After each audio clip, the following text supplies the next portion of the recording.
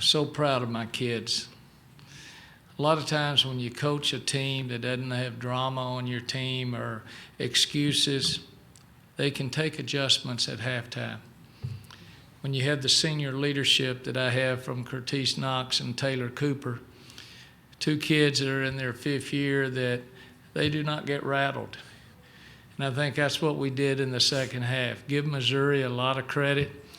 3 wide open threes to start the ball game, timeout.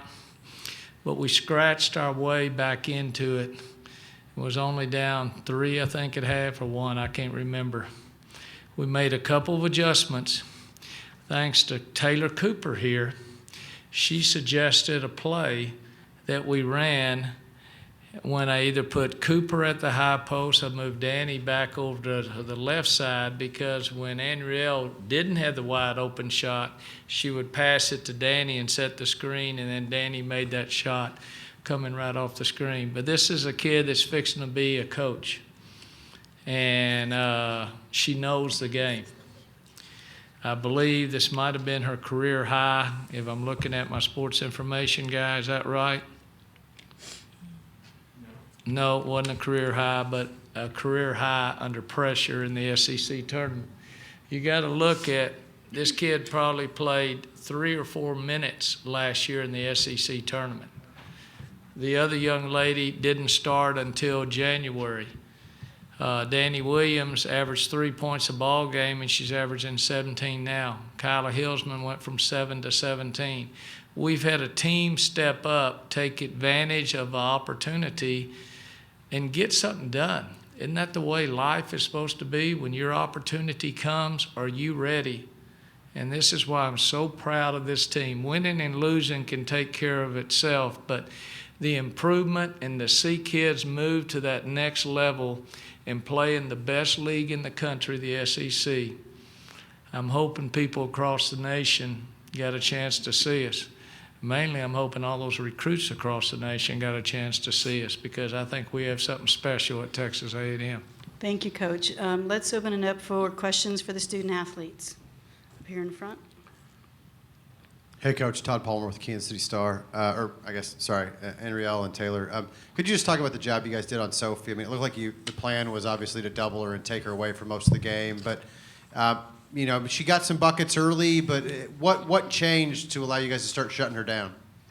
Anriel, would you like to answer that? Well, it was a team defense. Coach Starkey did a great job telling us what defense to run when certain players were in the game. So a few times we did double her. Other times we just denied her the ball pretty heavily. And so we all did that, and we all did our part, so it worked as a team. Taylor, do you have anything to add? No, ma'am. Okay. Any other questions? Oh, come on. They just played a heck of a game. Give him time. He's got a question. Give a question. Go right ahead. Taylor, could you, obviously Sophie ends up getting the technical there, I think, early in the fourth quarter. Could you tell that you guys were under her skin a little bit? Yeah, I mean, we could tell. I mean, we had 2 people on her the whole entire night, so, that was kind of our game plan is, just to not let her get loose. She got loose when we played at Missouri, and so just to kind of contain her. She's a great player, and those type of players you got to contain. You can't really take them away fully. And, she started to get frustrated in the second half, and especially in the fourth quarter. And, I think that was kind of the turning point of the game. Go ahead. I'll ask another. For either one of you guys, the second quarter, Coach talked about you suggesting a play to kind of help spark the offense. But what about the defense? I think they only shot 2 of 13 in that quarter and only scored 4 points. And what was the adjustment you guys made to shut them down in the second or the third quarter there? Well, I believe that we were getting them to force shots more than usually rhythm shots that they're used to, and we were letting the shot clock wind down. So then, within under 10 seconds, they were throwing up shots. So I think our defense was pretty effective. Any more questions for the student athletes? Thank you, ladies. You can return to the Thank locker you. room. Any more follow-up questions for the coach? Got one up front here. Hi, Gary. Can you just, what was the game plan for Sophie, and were you pretty happy with the way the girls executed it? Very similar to Ronnie Williams the night before. You know she's going to get her points. The first time she had 36 on us at her place and won the game basically by herself. But they share the ball. We just made her work just a little bit harder. She didn't get as many open looks as she got when she played us before, and we clogged up the driving lanes. And I think that had a lot to do with it. And a lot of times, every time she would drive, Hillsman would be over there to help. And people don't understand that. Well, you say Hillsman didn't play that well. Hillsman did fine.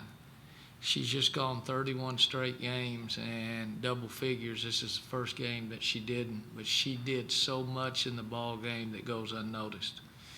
And she needs a break, because I know what tomorrow's going to be, 6'7", 6'5" with Mississippi State.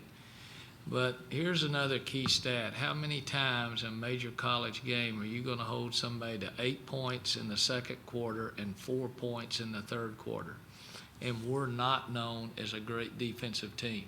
That might have been one of our best defensive efforts ever. And give Coach Starkey and my kids a lot of credit for what they did. The other thing, only 3 offensive boards by them, okay? When they're shooting 40% and they have that many opportunities, we only fouled 12 times, and Curtis Knox, 10 assists. Normally she's getting them to Hillsman, but she was having to get them to our shooters because they were building a campfire down there on Hillsman, and that's why the high post was open as much as it was. And Anriel started out 2 for 8, finished 8 for 18, but made all the hustle plays that we had to have. So, Gary, what has to be different tomorrow for you guys to have a better result against Mississippi State? Well, we played them 2 good ball games. It goes back to, can you beat them on the third time? The last time at our place, I thought we had them, but it didn't work out. They beat us by, I think, 8 or 10 at their place, but we had a 7-point lead. We have to do all the little things right. We have to make sure we get a lot of help down there on Okori and McGowan, because they take up so much space. How many times is Vivian going to have 2 bad ball games in a row? I bet she's at a gym right now shooting the basketball, because she isn't going to have 2 games in a row. But the key to their team is the 2 players I hadn't talked about. Morgan Williams, the point guard, who is their leader, and Dillingham, the defense that she'll put on Danny Williams. Danny's going to have to work harder, and she's worked in a long time to be able to get open.